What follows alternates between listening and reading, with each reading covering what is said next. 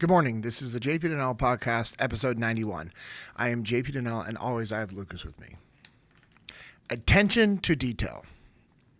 Attention to detail is drilled into your head from day one of going to the military when you arrive at boot camp. Actually, some could even say that it is drilled into your head before you leave for boot camp when you're working with your recruiters because of all the paperwork you fill out, all of the things that you need to be learning about the military before you show up to set you up for success. There's a lot of things going on as you're going in the military, and having attention to detail is absolutely critical. But if you don't get that beforehand, you absolutely will when you show up to the military. Attention to detail in all things. How you fold your clothes, how you lace your shoes, right over left is still ingrained into my brain on how you lace your shoes and boots. Attention to detail in how you make your bed. Attention to detail in how you store your gear, how you pack your gear. Attention to detail even in how you shave. Making sure you get every single piece of hair. The inspections are unreal. I mean, they will be up in your face. And if there is one little hair left, you fail that inspection. Oof. One. It doesn't matter where it's at. You will fail. How you clean. How you make your bed. How you write. How you salute. How you walk. How you drill. It's unreal. And then you get in after boot camp. You know, and boot camp is awesome. I actually really loved boot camp. It was a lot of fun. It was something new. It was a new skill set. You know, you're with people from all over the United States. You're getting to, develop new friendships. And my RDCs, recruit drill commanders, Petty Officer Quick, Petty Officer Roberts, and Petty Officer Booth. I still remember them. I was in Division 469, left for boot camp September 5th, 2001, was in Division 469. And man, those three men were awesome. Petty Officer Quick was just an incredible human being. He was a submariner, old school Navy, like old school, like Popeye type of guy. His wife actually was a civilian that worked at the A school that I was going to, which was really cool. And yeah, those three gentlemen were so professional. Their uniforms were always squared away. I'm saying I never once did I see them in a sloppy looking uniform. And you see other recruit drill commanders that you could see like they were riding the struggle bus to like just live at that time. And I don't know what was going on in their lives, and I'm not judging them. But when you're a recruit drill commander, you are reflecting. You are a reflection of the military. Mm-hmm. Like you look at any videos from Marine Corps boot camp. What are those? What do they call them? I don't know. Anyways, they're drill sergeants or whatever they call them. I'm drawing a blank. Marines, help me out, please. I'm having a TBI moment right now. But those guys are flawless with the way their uniforms look. They are super squared away, and it sets the tone for excellence. And Petty Officer Quick, Petty Officer Roberts, and Petty Officer Booth were phenomenal. Their uniforms were always squared away. Their inspections were extremely tough. And I'm glad that they did that because they set high standards, high expectations for all of us. And that's what good leaders do. Attention to detail is critical for success in any organization, not just the military. Now, when I got in the SEAL teams, okay, let me back up actually. So I go into A school, and which is your schooling for your job in the military. And I went a whole technician because I wanted to learn how to weld and do metal work and pipe, like bending and cutting and sweating and just all that stuff. Like the hard work. Right? Yeah. And it was also a little motivation because they told me like, hey, that job sucks on a ship until you get rank. So you're going to be at the bottom of the ship. You're in the engineering compartment. I was like, cool. That didn't scare me away from it, but it was definitely like, maybe that's not what I want to do for a time. But it's funny. I would think about it at times. Like I never had the thought of quitting going through BUDS. And, people thought that schooling would be motivation for me not to go out to the fleet. I didn't quit BUDS because I wanted to be a SEAL. Yeah. And let's say I got hurt and injured and got kicked out of BUDS. I would have been happy with my job in the Navy. It was a job I picked because I wanted to do it. It was a skill set that I wanted to learn. And it's a very important job in the military. I mean, they joke, they call the job turd chasers, because when you're lower rank, hey, there's plumbing issues on the ship. Guess who's cleaning it and unclogging that? And yeah, I mean, but guess what? It's like we call plumbers to our house. Like, yeah, it's not the best job, but it's a good job. And it's a critical job. No and when doubt. your plumbing's not working and they're like, hey, this after hours, here's our fee. You're like, cool. Yeah. Don't care. Please come over here right now.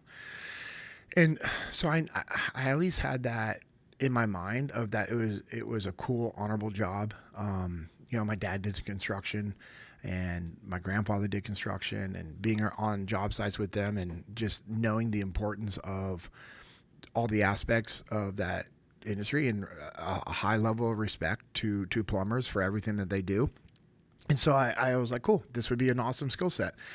And so in A school, the attention to detail was critical. And I'm thankful that I had a dad and a mom that instilled attention and detail into us. And as a kid, there's times I think back like, man, why is my dad being so hard on me? Why is my mom being so hard on me? Why is my grandpa being so hard on me? Why is my grandmother being so hard on me? Why are my aunts and uncles being so hard on me? My Aunt CJ, my mom's sister, was in the Air Force. Mm-hmm. She was a nurse in the Air Force. She was a flight nurse. And she worked on a lot of guys when the war kicked off, like that got, just really badly injured, flying them from Iraq or Afghanistan to Germany for surgery. Wow. Like literally doing surgery, like helping assist the surgeons while on an airplane.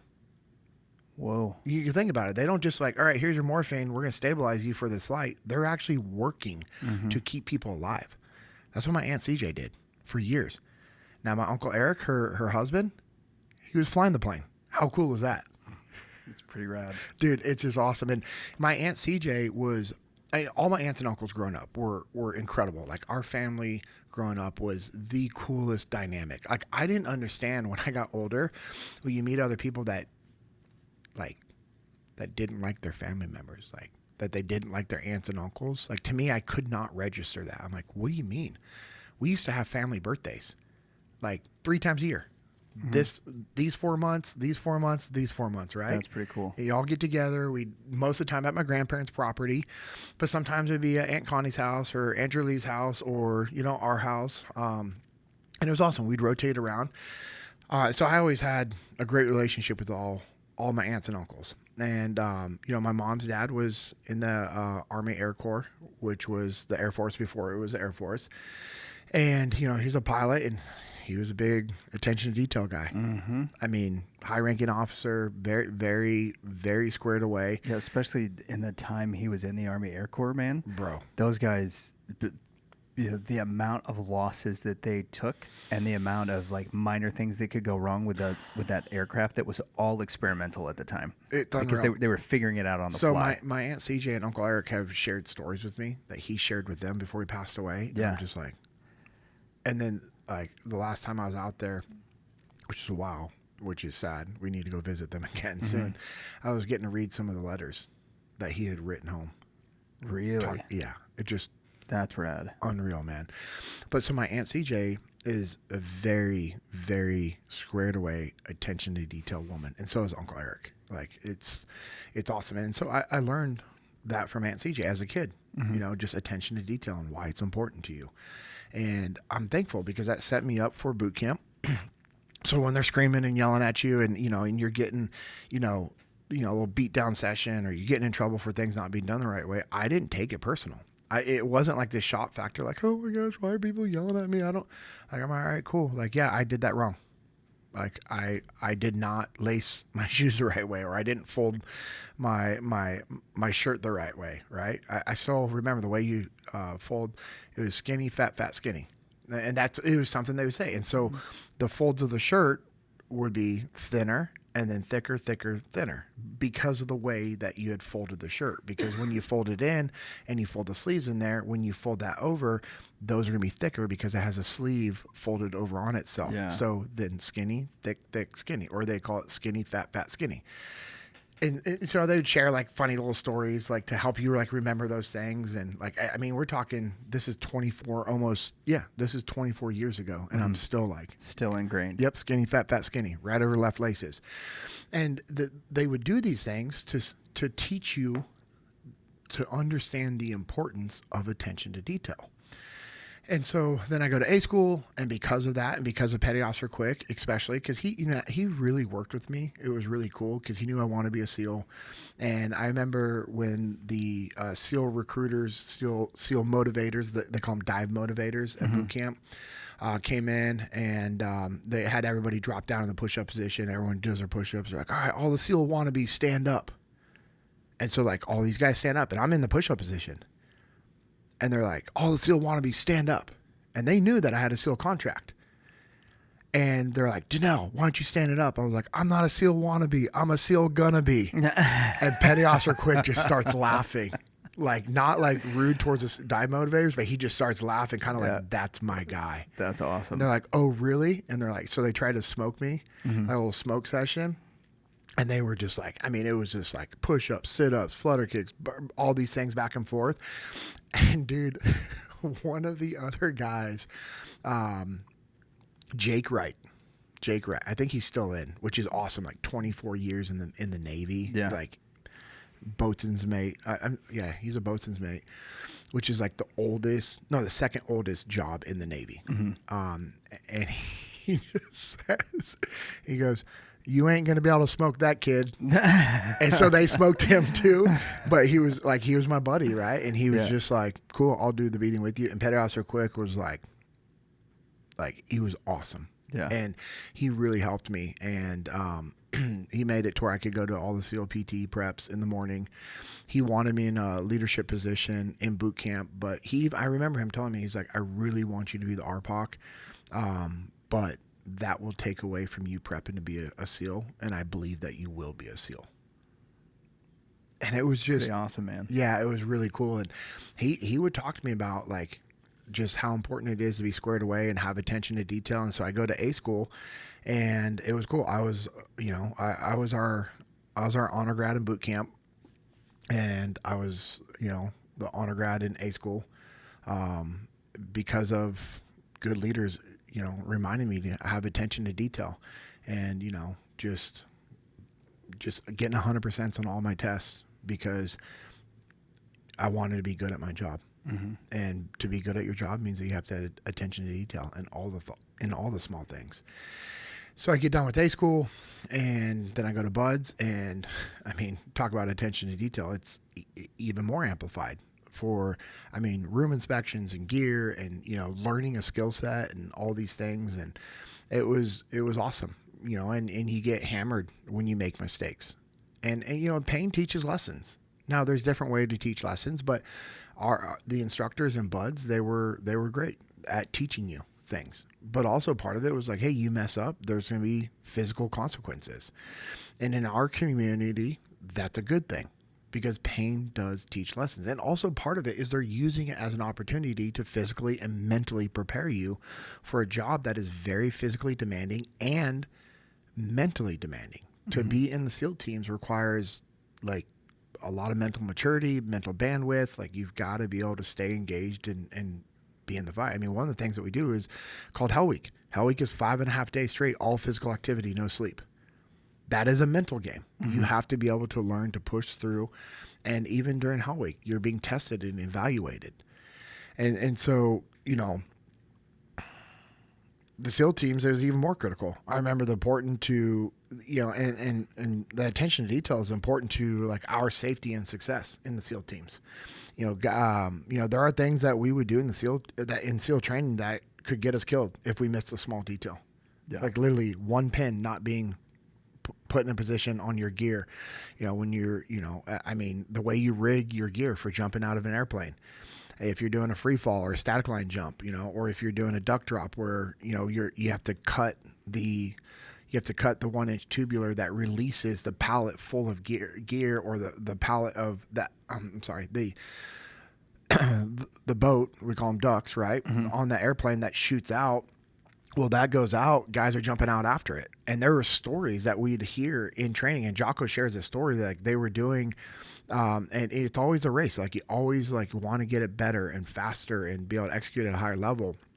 And there's a story that they're, at nighttime, flying in the helicopter, and, there's limitations for the speed that you can be going and the height. Like, and, to be able to drop safely and all of this. Yeah. So usually they'll do 10-10. So you're flying 10 knots, 10 feet over the water. And that's okay. At 2020, that's pretty dangerous. Okay. And and then if you're even higher than that and going faster, like, guys are gonna die. And they can.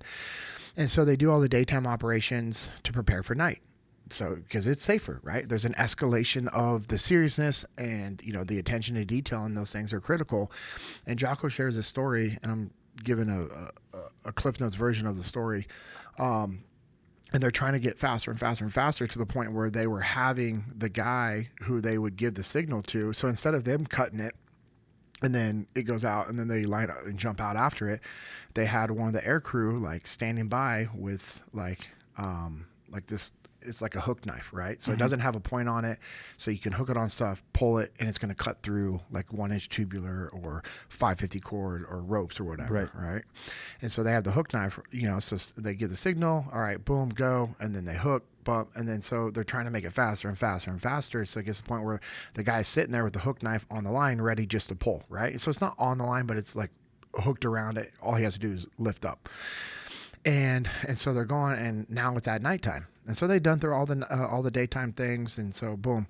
And so they're at night. Well, the guy's sitting there, and as you probably are very well aware, like if you've ever flown an aircraft, it's not always perfect. There's a little bit of turbulence. Well, something happened. There's a little turbulence, and the hook cuts the line. Duck goes out. What do everyone do? They jump out after it. Well, I guess not everybody jumped out because they recognized they were too high. And a guy died because they were 90 feet high. Good grief. And also going at speed. I don't know what the speed was. I can't remember. And so attention to detail is absolutely critical. And if you have a lack of attention to detail, like that guy shouldn't have been hooked up. Yeah. Like just knowing like, hey, we are too high, too fast, if anything was to happen. And this is also why we debrief everything in the SEAL teams. And we also share these lessons and stories, because that story from Jocko's time frame, I remember hearing about that in training. You hear about those things happening. Like, hey guys, we don't hook up early. We don't hook the hook knife early. Here's why: because if it hit a bump, it cuts it. If that goes out, and if somebody's not heads up and they're just like, oh, boat's gone. Oh shoot, I gotta go. Guys have been severely injured and killed in training. And so I remember in the SEAL teams, like older guys, we call them older guys because most of the time they're age, right? They've already done a few platoons, but we call them older guys because they have 1, 2, 3, 4 platoons under their belt. But they're still really young guys. Some of them, yeah, they're in their 20s. I remember the old guys were like in their 30s. Yeah. Yeah, which, I mean, in the grand scheme of things, like that's still a really young man. Yep. Being in their 30s. Yeah. Different 30s, though. Oh, for sure. A different life. Yeah. Yeah, no doubt. And I remember, my first platoon, one of the older guys, Pepper is his nickname. Dude, I love Pepper. So I have a question about this Pepper. Yep. Jocko told a story that there was a guy nicknamed Pepper that was around, it sounds like during your time, and that he got that nickname because he was pepper sprayed. Is this the same Pepper that he told the story about? Probably, because this guy got him. They got in a big bar fight up in Lake Tahoe. Yeah, they're up there for like training. The same story. Yeah, and he got pepper sprayed by the bouncers, and he still whooped those bouncers. Yeah, even after being. Yeah, this is the same story. Yeah, so.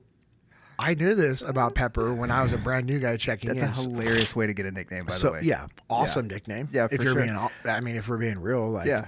And it wasn't because he got pepper sprayed and he was like, oh my gosh, I can't. No, it's like, cool. Still was able to put a whooping on guys. Yeah, that were trying to beat up him. I think in that same episode, he told a story about a guy that was nicknamed Bush that fell into a bush, and so like that guy's nickname was Bush for forever. Yeah, and they're like, how did you get the nickname Pepper? And then he told that story, and they're like, oh, that's way better than Bush. Yeah, I mean Pepper. That's a cool nickname, and Pepper was an awesome SEAL. awesome SEAL. He was on his 3rd platoon when I was a new guy. Oh, wow. So had a good amount of experience. And, you know, he was, man, he was hard on us new guys. Yeah. And I'm so thankful for that. I mean, and he drilled into us attention to detail over like everything, to the point where I remember I was frustrated, and I was complaining to Seth that Pepper and the old guys were micromanaging us and micromanaging me, and Seth just laughed and he goes, "JP, we're new guys in the SEAL teams. If they wanted to micromanage us, they legitimately could control every aspect of our life." Mm-hmm. People don't understand that. Like, when you're a new guy in the SEAL teams, if the older guys literally wanted to dictate every single thing in your life, they could. Yeah. They literally could. That's the power that they have. But they don't do that. Yeah. No, there are some that are, you know, D-bags that will do that because now they have some power and some position over new guys. But it's usually the guys that were treated really bad as new guys, and now it's like, cool. It's like that cycle of abuse, right? Yeah. It's a cycle of abuse. Like, if you're, so anyways, but Pepper was really hard on us because he cared, and you knew it was because he cared, and he wasn't a D-bag about it. He was very strict, and he would also talk to you like a man. And you got to think about it. I was a kid. I was 19 years old, 20 years old when I was a new guy. And he would get on to me about everything that I was doing wrong. And I remember getting frustrated with Seth. I wasn't frustrated with Pepper. I was just frustrated. Does that make sense? The difference between the two? Yeah. Yeah. Like, I wasn't like Yeah, it wasn't directed at him. It was more just like a general frustration of the situation. Directed back at myself. And of course, you know, right? Like, I don't have the tendency to take ownership instead of me just looking at myself and saying, well, what am I doing wrong? It was just me kind of complaining to my big brother, Seth, and Seth just being a good leader and a good bro goes, hey, man, like, they're managing the expectations. That's what they're doing. It's on us 100%. And I remember that conversation with Seth, and it changed the way. And I remember we're out in Nyland, this desert training facility that we work at, and it's a hard block of training, arguably the hardest block of training that we do in the SEAL teams. And I remember dude, Pepper was just riding us. So, but that's why training is critical. It's absolutely critical, and I think it's equally, if not more important, for the experienced people on the team to have attention to detail when training their people, and also just observing what their people are doing. And that's what Pepper and these other good leaders did. Like, Benny was one of them. He was on a 2nd platoon. I've talked about Benny. Mm-hmm. You know, Benny's one of my best friends from the SEAL teams. Like, I look at him like my big brother. We're still trying to figure out what kind of bribe we're going to have to give him in order to get him on. I know. Same with Pepper. I'd love to have Pepper on here. He lives in Texas. Does he? Yeah, he's down in the outskirts of Houston, so it wouldn't be hard. But, yeah, man. So I just, you know, attention to detail also when you're in a leadership position of observing your people and training. And, you know, that's one of the things, like, when we're working with companies at Echelon Front and they get frustrated, you know, our clients get frustrated when we're talking about, like, hey, if your people aren't performing, whose fault is that? They're like, well, I don't do the training. I'm like, all right, cool. Well, who observes the training? Are you observing the training that you're actually putting your people through? Are you reviewing the training? If you pull the thread long enough, it always comes back to you. There's always a way to take ownership. You can always find a way to take ownership. And I think back to those older guys in my 1st platoon and even my 2nd platoon, that, you know, instilled attention to detail into everything that we did. So, how are you doing, bud? Dude, I'm doing good. How was last week? So last couple of weeks have been great, and I do like listening to this. The attention to detail thing really highlights some of the stuff that I saw. So the last couple of weeks I've been working with youth up in the Santa Fe, New Mexico area out in Glorieta. Mm-hmm. So got to do a little bit of preaching, got to do a little bit of hiking, and we took the bikes out and rode the bikes with the kids, and realized that the little jumper seat on the back of the bike, speaking of attention to detail, hard to ride a trail with that. Like, pretty easy on the road, but it's hard to ride a trail with that. Not the safest for the kids, so we're gonna have to figure out like what our next things are for that.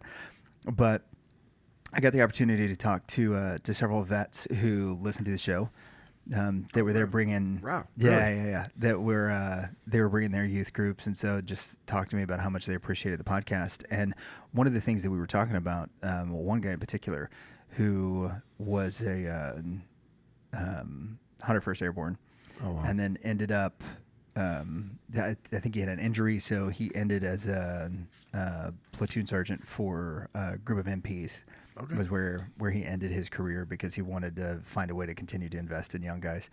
That's cool.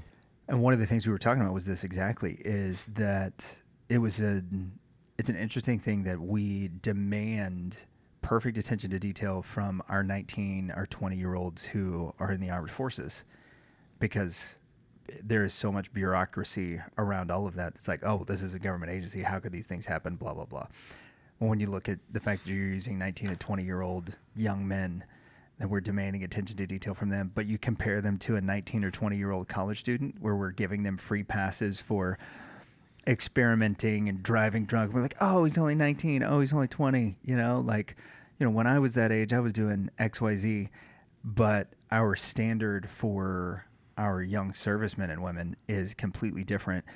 And part of that, I think, is, as we were talking about it, is that we teach our young servicemen and women how to pay attention to the little details in life, why they're important, and those types of things. And in the civilian sector, the NCCs, we're not doing our job of making sure that that's something that's also ingrained in our 17, 18, 19, 20-year-old young men and women who, that's not something that they're going to go into. And from a statistics standpoint, the anxiety and stuff that this generation in particular of young men and women, your Gen Zs and your older Gen Alphas, that a lot of that anxiety comes from them not having a good handle on like what's really important and what isn't, because we haven't taught them to pay attention to the details, because that really allows you to help prioritize how things are going to go. So I know I'm really interested in whether or not you've got some more stories from being a new guy with attention to detail stuff, because I do think from a broader perspective of our audience, the young and the old, we'll be able to get some wisdom out of some of the lessons that you had to learn in that period of time, because it sounds like you had a great group of guys around you pushing you in a direction to make you better, but also knowing enough about your personality that there might have been a period of time when you were a little bit of a knucklehead when it came to those things too. So I'm curious. Yeah. I mean, yes, there's a lot of good stories. I remember, so we're out in Island doing this hard block of training. I mean, dude, I could even go back to like just checking in, but this one story is with Pepper that I always think about, and I've actually shared it at different workshops that I've done at Echelon Front about, leaders, teaching their people how to think, not just what to think. Right. And I remember we were getting ready to go out and do some training with the Humvees, and Pepper told me to move some vehicles, so I jump in a Humvee and I move it, and he's just like ripping into me, like just starts yelling at me as soon as I start moving it. And so I stop the vehicle, and he comes up and he's just like in my face, and I'm like, what did I do wrong? And so he escalates, right? He gets my attention because of the severity of what I just did. I don't understand the severity. And he gets on to me, and he was telling me like, hey, do not ever move a vehicle unless you've done a walk around. And it didn't seem like a big deal to me. Like, I'm just moving a vehicle. Like, right? I was on one side of the vehicle. I walked around, boom. But what I didn't do is I didn't walk around the vehicle with intention. Yeah. I wasn't looking at things. You just kind of like walked to the other door. I literally I was, like, let's say the vehicle's like this, right? Mm-hmm. If they're watching on YouTube, they can see my phone, right? And so this is a driver door, okay? It's pointing this direction towards you. I was back here. So I walk around, I get in, and I start moving it, and then he just comes up to me real quick, yelling, and like runs up. I get out. He's like, you don't move a vehicle ever without doing a walk around. And in my mind, I'd started over here. And so I moved around. His point was I didn't do a full walk around looking at the vehicle because so from this point of where I was at the back right side of the vehicle, I walk around the back side and go to the front left door. Could there have been something in the front of that vehicle that I didn't see? Oh, 100%. 100%. Yep. Could have been gear. Could have been a person. Right? Guys lean up against vehicles. Yeah. I have a picture of Derek. He's leaning up against a vehicle with his gear, resting, because that provided shade. We're out in the middle of the desert. It's 100 plus degrees. Yeah. You're going to find shade anywhere you can find. Guess where else provides shade? Underneath the vehicle. Yeah. So guys would put their gear or lay under the vehicles. And so while there was no gear, there was no people, it was a very, very critical conversation that a good leader had with me, to the point now, like I will look under vehicles, I'll walk around them. And then he also explained to me why we back up vehicles, why we back vehicles into parking spots. So there's a few reasons to that. How often have you ever been okay, let me ask you a better question. What are you more likely to have to rush to do? Park a vehicle or get in a vehicle and drive? Get out. Yeah. Leave, right? Yeah, more than likely, if I'm in a rush, I'm not in a rush to go get the diaper. I'm in a rush because something happened at the house and I've got to get home immediately. 100%. And so the reason why we back vehicles in is for ease of pulling out, right? It's it's going to be uniform, like, right? Okay. So now I'm pulling out my vehicles, right? And we can all file in, but so you do your walk around, you check under the vehicles, and then you can pull the vehicles out. I do the same thing at home. All of our vehicles are backed in. You've been over my house. You probably noticed all the vehicles are backed in. Yep. And the reason why is because when you're backing up a vehicle, you are more likely to not see something. Yeah. And if I'm ever in a rush, let's say something happens with my kids and I've got to get them to the closest fire station, I don't want to be backing up and then trying to turn around and J-turn to get out of there. Yeah. I want to literally pull out and leave right away. Yep. So that's one reason. And so he's telling me, like, you got to do your walk-arounds. And it's not just a walk-around. You're checking, are the doors closed? All right, so we're in the Humvees that are fully armored. You think those doors are heavy? Oh, gotta be. 100%. So if the door isn't closed and I'm driving and I go to stop and that door slams open, I can now break that door, ruin that door, or hurt somebody. Because if that door flings into somebody and hits them, like you're getting hit with a 200-pound shield. Maybe more. Yeah, maybe ways more than that. All right. So checking doors, make sure there's no gear, so the flat back part of the Humvees that we're using, then guys will lay their gear on top of that. Well, okay, if I'm driving, that stuff can fall off. So now a weapon falls off, the optics get damaged, the weapon can get damaged, the gear, right, can get damaged, the radio, night vision, helmet, like all these things. And guess what, guys? Now the likelihood of it going off is super low, but guys would have grenades in their gear because that's what we're training with. Yeah. So if that fell off and it got ran over, the likelihood of it going off is low, but it's still a possibility. It's still a possibility. There's an inherent risk there. Also checking that the 50 cal up top is secure. So the 50 cal is secure in the turret, but if it's not secure, like bungee down, as you're driving, that thing can be moving all around, which can cause damage to the turret, damage to the 50 cal. There's a lot of things that can go wrong. It makes it unsafe for the next person that has to use it. 100%. Yeah. And, and then obviously the importance of like humans, right? Humans laying underneath there, in front of it, on the side. And so, he got in me, like just was ripping into me. And I'm so thankful that he did that. Now, I know someone's hearing this and like, yeah, cool. I gotta rip into my people. No. This is one of those times where you escalate and elevate because of safety, right? If somebody's getting ready to do something unsafe, what are you going to do? Oh, hey, no, you're going to speak up.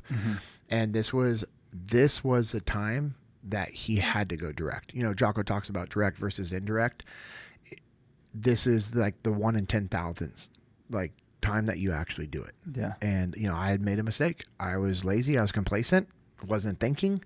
It was hot. I was tired, I was fatigued, I was dehydrated. I was just doing what I was told, which is so dangerous. It's so dangerous just to do what you're told. Yeah. And that's why we talk about all the time. We teach this at Echelon Front, and I know I've talked about it on this podcast, teaching people how to think, not what to think. Right. So that's a story that is ingrained into my core memory. Yeah, no doubt. Because I made a huge mistake.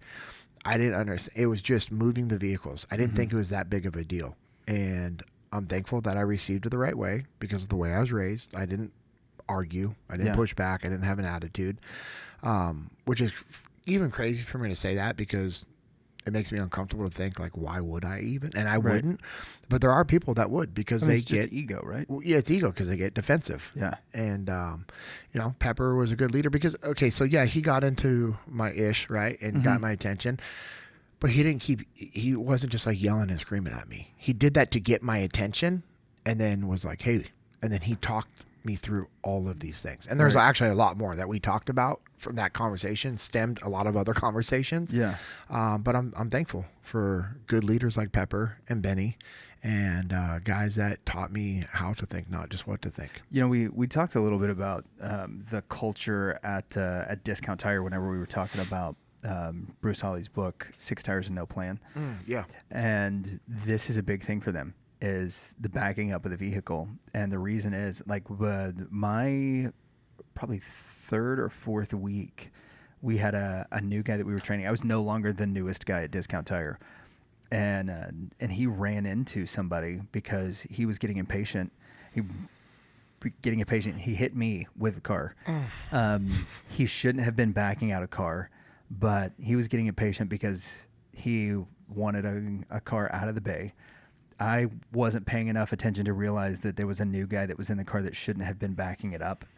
And whenever he backed it up into my leg, and I slapped the recorder panel, and he was like, "Well, dude, this is a customer's car." I was like, "Bro, you have no idea what you just did. You're paying so little attention, you don't realize that you just hit me with the car." Yeah.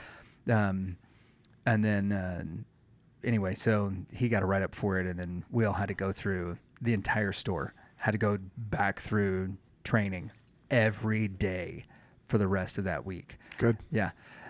Which sucks, but it's also good because it reiterates the importance of training for everybody, of SOPs. Hey, we have SOPs for a reason. And, standard operating procedures. That's what SOP stands for. And, one of the things I learned very quickly as a new guy, SOPs are written in blood. Yeah.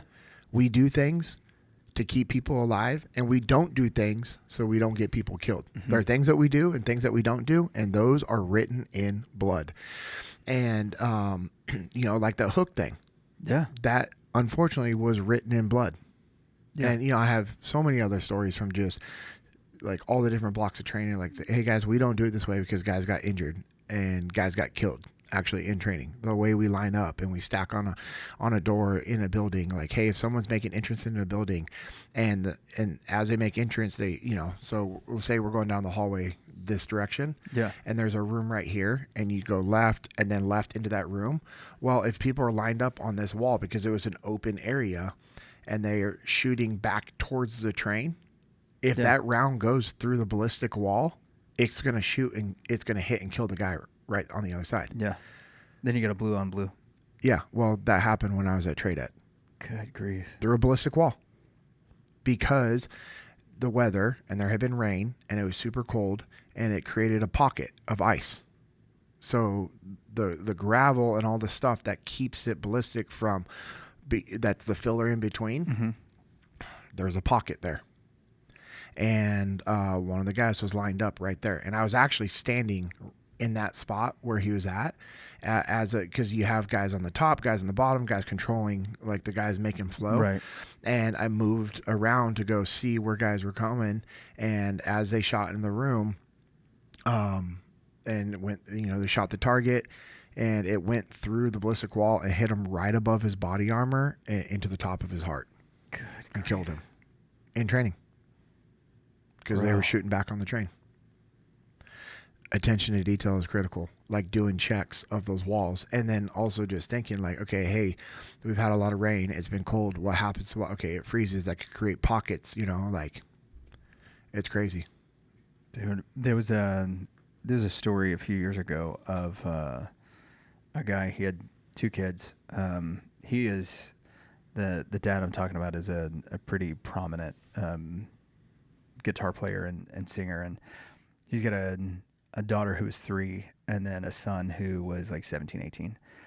And they were kids playing in the yard. The son was in a rush to get somewhere and wasn't really paying attention to anything, jumped in his car, started to back up, and then realized that he had drug his 3-year-old sister underneath his pickup. Oh, my gosh.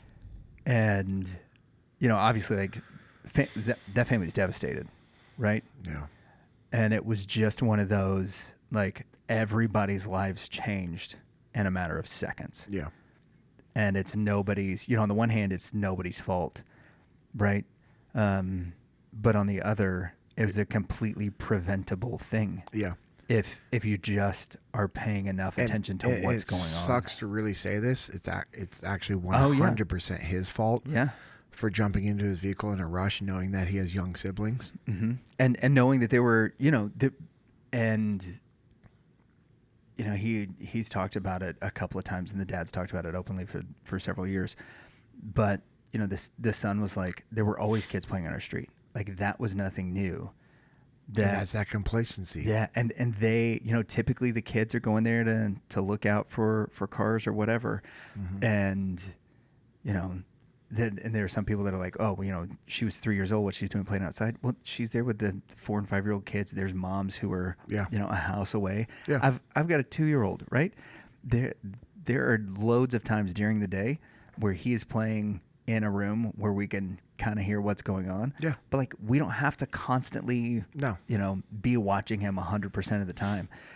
But, stories like this are definitely on the one hand that like make you never want to let your kids out of your sight. But on the other, which is not sustainable. No. And actually you're not teaching them how to grow. No, it's not healthy for you as the parent or for them as the kid. But it's also like one of those, how many of us are in that situation every day? Yeah. Right? There are kids playing in our neighborhood, or they're, you're backing out of a parking spot at the grocery store or at church or at your kid's school or something like that, where that everybody should be paying attention. And so because you feel like everybody else should be paying attention, mm-hmm. you almost give yourself permission not to, because everybody else should be looking out for this man. Yeah, that's that laziness, crazy. Complacency that creeps in. I work with a lot of gas and electric companies, and it's cool. I was just doing an event with Sumter Utilities in where was that? Columbia, South Carolina. Yeah. And it was cool when I showed up to the event. A lot of them were already there. They're there early for breakfast and getting set up and whatnot. Every single truck and vehicle in that parking lot was backed into the spot, except for one. And I already knew who that one was. It was for whoever was doing the AV and audio. It wasn't an employee. It wasn't one of their guys. It was not an employee of Sumter. Yeah. I knew that. Like, I knew that to my core. Also, I did an event with Groves Electrical. Mm-hmm. Same thing. Everybody was backed in except for one. And that was who was doing the AV audio that was contracted out. Yeah. And that's part of their training. That's literally part of the safety training that those companies provide, is backing into spots so that you can safely get out. It's easier to get out. It's safer to get out. Mm-hmm. You do a walkthrough. You get in your vehicle. And a lot of my clients, they'll have it to where they park their company vehicles. They put cones out. Yeah. And the reason why they put cones out is to force the walk around. Yeah. Because it forces you to walk around. And then when you're walking around to pick up the cones, you're doing a full walk around. And then you're looking under the vehicle to make sure there's not a kid playing. Yeah. Because I worked with a client one time and they said one of their employees was leaving one of the residencies that they're working at, and they ran over a kid because the kids were playing hide and go seek and they were underneath their company vehicle. Bro, that's sickening. It is. It's horrible. And so that's why attention to detail is so critical for us to be teaching our people. So I know this is a shorter episode today. I think we've gone pretty long on this, but what else you got? Man, we've emphasized the need for attention to detail when obviously it comes to situations whenever we're in a vehicle, which I think for most of us who are driving, that is one of the biggest areas where we get the most complacent is when we're driving. One of the things that I think people don't realize the impact of attention to detail is like how it affects everyone else in the chain whenever it's a thing at work. Yeah. Right. And, you know, one of my favorite examples of this is when recently I had a buddy who went to a car dealership, got his tire changed, and he's got a luxury vehicle. He realized there was a little bit of a rattle. He turns around, takes it back to the dealership, and his front left tire is about to come off. They did not torque things down to spec. And I remember, you know, we've talked about these kind of things a few times, that little bit of attention to detail, that little thing that you did not check off the checklist, right? How many people that affects. Yeah. There are these little things in our lives that we're like, oh, you know what? That's not that big a thing. I'm going by feel. You know, I'm doing things the way that I think it's supposed to be. You just, for those who aren't watching, JP just rolled his eyes whenever I said I'm going by feel. That's the thing. Yeah. But you know, when you look at a situation like that, and not all of them are life and death, like that could have been. It could have been, right? But also that gets litigated, right? I was talking to him, so we looked up the average cost of a wheel off, which is what they call that in the industry, of a wheel coming off, is $25,000. Because you get damage to the vehicle, you get damage to the people, you get disciplinary action that has to happen at the company. They've got to hire lawyers and seems like a low number, to be honest. I was thinking a lot more. Well, because so many of them settle out of court, which is why, like as soon as it happens, they call in. They're like, "Hey, here, we'll offer you $25,000, or we're going to offer you $20,000 to get it as long as you're good." And people are like, "Oh yeah," so they take it all day long. If it actually goes to court, it can go 6 or 7 figures pretty easily. Oh, I could only imagine. Yeah. So there's that kind of thing. But even in like the small things that we do in our offices, that, you know, if we're not going through the checklist or checking any boxes, then all of a sudden it becomes a massive thing. Yeah. And one of the other areas of this, have you ever read Malcolm Gladwell's book Outliers? No, it's on my list. I just got one of his other books, Bomber. Oh, the Bomber Mafia. Yeah. I had somebody recommend that book to me, and I have it. So good. Okay, it's on my. Okay, so that one is not one that I got to last year. Okay. So let me know whenever you start that, because we could do a full episode on the Bomber Mafia. He went on Dan Carlin's show talking about that, and then when Masters of the Air came out on Apple TV, I was like, okay, it had been on my list and it got bumped up a little bit, but it still hadn't made the cut yet. Yeah, I watched Masters in the Air when I was flying to Hawaii recently. Yeah. And I was just emotional watching that show because thinking about what they did with the limited technology and training and experience. And then I was thinking, like, this is what my grandfather used to do. Yeah. Like the stories I remember him sharing as a kid was those aircraft. Yep. Which is crazy. And I talked about that with my client in Hawaii, and he's the one that recommended that book. Really? Yeah, he's like, it is phenomenal. And so and it's pretty short. Yeah, so I got on Amazon, I ordered it got delivered, and that's what I've been doing for books. Like anytime someone gives me a book recommendation, and my wife's so awesome. She doesn't even like, why'd you get another book? You haven't read these other 5 because somebody recommended. Yep, puts it on the shelf, and it's in the queue. All right, yeah, we need to bump that one up. We can both read that one. But that regiment in particular. So the Bloody 100th is what Masters of the Air is about. Wow. The bombers in, and I have not verified this statistic, but the thing that I heard was that the bombers on the Western Front, the number of losses in the bomber divisions on the Western Front was more than all of the Marine losses in the Pacific.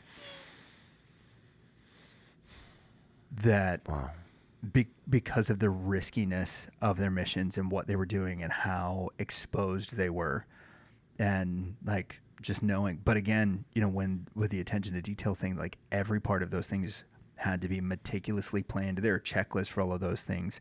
You know, when you're getting the plane ready, when you're repairing the plane, everybody's got their own checklist. If anybody misses one thing, that plane goes down, you jeopardize the entire mission. Hundreds of lives are at stake in those situations. Well, there's not a lot of situations for most of us where, you know, that's the case. Not very many of us are facing life and death situations, but when we miss something small, or when we're not paying attention to the things that are on our checklist or our to-do list, whenever we're emailing something to a client or doing something or whatever, that lack of attention to detail, whether it's a typo, a misplaced word, or something more prevalent than that, like that has the opportunity to affect a ton of people. Yeah. And it's crazy to me that these, like, we feel so inconvenienced by these 3 to 10 second checks that we're like, oh, you know what? Forget it. I do this 100 times a day. Like, I'm just going to go through it without it. And just the heartache that it causes in some of those situations. Yeah. Because it's not always, I think the biggest examples or the best examples are often safety things. Yeah. But it's not always a safety thing, right? It may just be you use the improper wording with the wrong client, or you accidentally used the title of a program that they're not supposed to know about, or that, whatever. Yep. And now all of a sudden everything blows up. Yeah. Sam Jackson had the very first Avengers script got leaked. Oops. So his assistant was printing it out.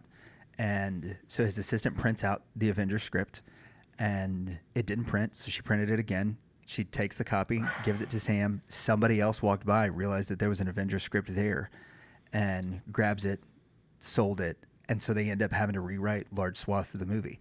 The way that looks now is whenever there's a Marvel movie that's being made, it is hand delivered, that they stay with the actors while they read it, and then they take it and destroy it together. 2% integrity. Yeah, that was a thing in the military as well. But that's why it was this one little thing. One person clicked print twice. Oh my gosh! And so now it's changed the SOPs across the board for 20-something movies. Yeah, that's happened to. They've got to hire new people. It's cost the studio millions and millions of dollars, right? With those little things. You talk about the reason why we do things, and it doesn't make sense. Sometimes you might look at that and be like, oh, it doesn't make sense to do that. I remember we were doing training in our workup, my first platoon, and we were moving vehicles, and we were on an Army base that we were doing training with. And I remember like us pulling in, and then we're going to back the vehicles in. And these Army guys were like getting onto us. And they're like, hey, you gotta honk before you back up. And I'm like, this is so stupid. Like that's what I'm thinking first, right? But I don't say that, thank goodness. I'm a new guy, so I'm keeping my mouth shut. And so I make a comment to one of the older guys, and they're like, yeah, dude, you got to back up. When you're backing up, you honk the vehicle at least twice. Mm-hmm. And that's to signal that you're backing up a vehicle, so people can be aware that, oh, you're backing up, you're moving. Get your head on a swivel. And then what the Army would do is they'd have ground guides. And that was part of the rule on base, right? And so we had to start doing that. Like if we're pulling in and you're getting ready to back up, beep, beep, right? You honk. But while you're getting ready to back up, either before you're honking or while you're honking, somebody gets out and they're walking behind the vehicle to guide it back to make sure. Yep. Seems silly, but guess what? There's a reason why they do that. It saves lives. It saves lives. It prevents saves gear, accidents, money, all these things. So, if somebody has a reason why they do things, and you should take the time to learn why, so that you don't just blow it off as like, oh, this is ridiculous. Some of those things are actually really, really, really important. Yeah. The best thing to do is to do it and then ask why afterwards. Like, hey, I did the thing you asked me to do. Can you explain to me why we do that? Yeah. Instead of fighting them in the beginning, because you build a little bit of trust and respect when you just follow through. Like, hey, you give them trust so that they trust you. Yeah. And it's not, we're not saying blindly trust people over but what we're like, especially if it's like, hey, you need a ground guide with backing up the vehicles. That's not the time to be like, hey, could you explain to me why we do that? I just want, no, cool. Hey, roger that. Hey, Benny, jump out. Can you be my ground guide? Beep, beep, right? I'm looking at Benny. I have my window down. I can see him. I can hear him. It's the same thing like my dad would do in construction when you're loading trailers. Or he was helping me learn how to back up a vehicle and back up a trailer. Hey, make sure you can see me in the mirror. If you can't see me in the mirror, stop. Yeah. Stop moving the vehicle if you can't see me. If you can't see me in any of the side mirrors, the rearview mirror, if you can't turn around and look, stop the vehicle. Things have gone wrong. I'm like, okay, cool. Yeah. And, there's a lot of times that kept me from like hitting something or hitting my dad or, something else like that. So, I know we're getting ready to close it out. Last little shout out I want to give for attention to detail is my sister, Sarah. as this comes out, I will actually be in the Annapolis area of Maryland for my sister's graduation from residency as a surgeon. And, I think about just the attention to detail that she's had in her life ever since she was a little kid, was always organized and squared away, and graduated high school early. And, my mom actually had to drive her to her college placement exam, which is pretty cool. Because of how young she was. She went into the military, was enlisted in the Air Force, and, pursued her desire and passion to be a doctor and be a surgeon. And in order for somebody to do that, it requires a lot of attention to detail and being squared away and being organized and working very hard and being very disciplined. She graduated, in the top of her class. I don't know what her actual ranking was. I should know that. I'm a bad brother. But I do know that she did so well that she got her number one pick for all 5 years of residency, which doesn't happen often. No. She got her number one pick for all 5 years because of her attention to detail and being squared away and disciplined and being a hard worker and very intelligent. And so I just want to give some respect and love to my sister, Sarah, as I will be out there for her ceremony and graduation when this comes out. So, Sarah, I'm very proud of you. I love you. And you're going to do incredible things. So I look forward to meeting Miss Sarah one day. Yes. It's going to be awesome. Yep.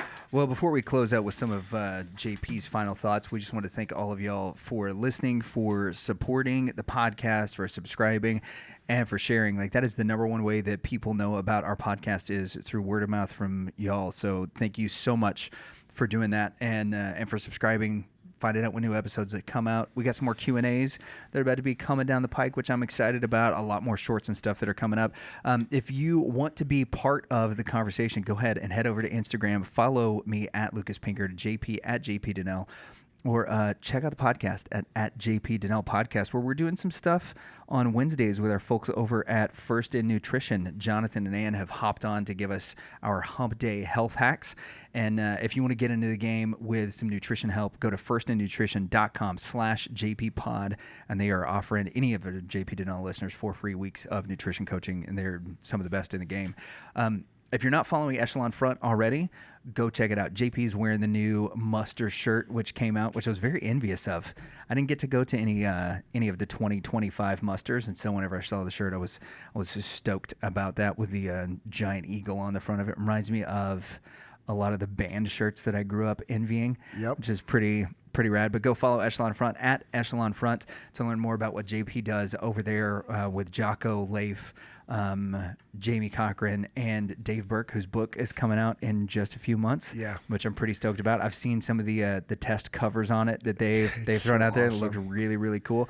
They also have the Extreme Ownership Academy, where you can get online classes for yourself and your company, and the 1:00 Central Time call for the EO Academy, which is awesome. You'll get to see some of our former guests on there as well. Also, a new thing that Echelon Front launched. Yeah. The Lead Win podcast. Really? Yeah. That's pretty cool. With Leif and Jamie. Nice. And they're kicking it off. I'm so fired up for that. Because it's just awesome. More content. And so it's lead.win. That's actually trademarked by Jocko and Leif. We've had that for a very long time. Yeah. But the Lead Win podcast with Leif Babin, Jamie Cochran is coming out, I think, this week or next week, which is going to be awesome. And they, I was on a call a few weeks ago that, Echelon Front has partnered with, I think, one of the universities in Mississippi to do a master's of leadership, which is awesome so freaking cool. I was on it and I was like, I kind of want to finish my bachelor's now so that I can go back and shout out to Corey Mize for taking lead on that. Yeah, no joke. Yeah, pretty awesome. Make sure that you check out all of that stuff, and that is at Echelon Front on all social medias or echelonfront.com. Go check out also Jesus and Jiu-Jitsu. It's a part of a ministry that we're a part of. We regularly do seminars where we bring in a high-level jiu-jitsu practitioner, have somebody share their testimony. It is pumped full of Jocko fuel, which is awesome. Thanks to them for their partnership and support. With that, you can check it out at jesusandjiujitsu.usa or _USA. And the next event is Saturday, July 12th, correct? Yeah, that's right. Yep. Yeah, we're still figuring out the location. TBD, yep. Right? Because we're trying to, so many people are coming out to these, we got to find mat space, man. I believe, and this isn't going to be saying anything that I shouldn't say, I believe we're working with a high school to be able to use their gymnasium. That was the last I heard, yeah. Partner with the Booster Club and the wrestling. Actually trying to work through the FCA group. Oh, right on. It stands for Fellowship of Christian Athletes. Sorry, Fellowship of Christian Athletes. So if you're a high school in the DFW area that would like to help out with that, I know we have one right now that we're talking with, but if you're a high school in the DFW area, maybe you have some connections with the wrestling team and Fellowship of Christian Athletes, and you'd like to help Jesus and Jiu-Jitsu have a location, we actually do need that help because the ministry has grown that much. So. Yep. And we just had our Father's Day this past weekend. Yeah, Happy Father's Day. Yeah, you as well. We gave out our bouquets of beef sticks to our dads. I actually had a guy, Charles, at Jiu-Jitsu last night that was like, bro, those beef sticks are awesome. Yep. Thank you, from Little Cattle Co. Yeah, so it was really cool. Normally we get like the cheesy dad gift, the keychain, or it's been a couple of years where we've handed out some fishing lures, and that was pretty good. Cool. Beef sticks, biggest win so far. Yeah. So yeah, nice. if you want to get in on some of that, go check out littlecattle.co. And if you want to be a wholesaler for the beef tallow products or the beef sticks, you can email Amanda at Little Cattle Co. All your printing needs should be handled by On the Path Printing. That's On the Path Printing on Instagram. Shoot a DM over there. Apparel printing. I actually had a message ask me yeah. if I could print off stuff for their company. And I was like, nope, apparel. And they're like, oh, I'm sorry. They're like, well, actually, I do have some. So I can, yeah, sweet. So it worked out. Yeah, apparel printing needs. There you go. And then if you want to learn from the guys themselves, check out at Bruiser Arms, JP, Jocko, Leif. And they put together custom gear packages and custom training so that you can do stuff the way that these guys might have. And just in case anything were to happen, you've got yourself ready and secure. And finally, to the folks over at Origin and Jocko Fuel, if you want to get in the game, the way that not just the way that we do it, the way that the guys at First In Nutrition do it, the folks over at Echelon Front, go check it out, jockofuel.com. Use coupon code JPPod whenever you do it. There's a little something special for all of our podcast listeners that'll be thrown back your way. And then also, if you're not already on the Origin train, man, you need to go check it out. They've got some really cool new products that are coming down the pike, and one in particular that was really, really awesome for me to see is the All-American made American flags. And the proceeds of that go to Fold of Honor, which is such a cool opportunity for us to support that. But, you know, if you have an American flag, having one that's made in America and not an American flag that's made by, let's say, a country that might be ideologically opposed to what we're doing, crazy is pretty cool. They're super sturdy. Ours is on the way, which I'm stoked about. So yeah, go check out originusa.com and jockofuel.com to get in the game on all that stuff. Yeah. So as we close it out, I mean, there's a lot of ways we could have gone with today's conversation. There's a lot of stories that I have from the SEAL teams that are connected to attention to detail. But the thing I want to say as we close it out is it's 100% on you. It's on you to be pushing yourself to be a better leader, be a better husband, a better wife, a better father, a better mother, a better employee, a better business owner, a better friend, a better Christian, a better human. And in order for you to be better at all those things, it takes intentionality and attention to detail. So I hope this episode has been a reminder to go do the work that's needed, to put in the effort, to build your legacy, and to never settle. This has been the JP Dinnell Podcast, episode 91.